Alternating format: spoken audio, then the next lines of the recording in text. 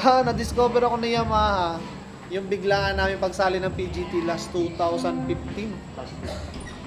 2015 yata, 2016. Sumali kami ng PGT.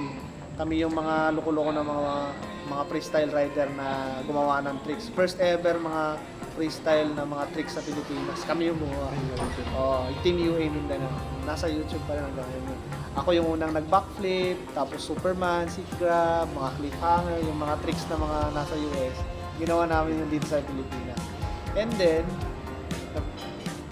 nagpasa ako kay Sir Jordan Comista, kila Sir Emerson. Sabi ko, Sir, bigyan nyo lang ako ng payong at saka polo. Gusto kong mag-Yamaha, ibebenta ko. Kasi ang motor ko talaga dati Kawasaki. KX 450. Oo. Sabi ko, Sir, ibebenta ko yung motor ko. Gusto ko mag-YZ and baka pwede ako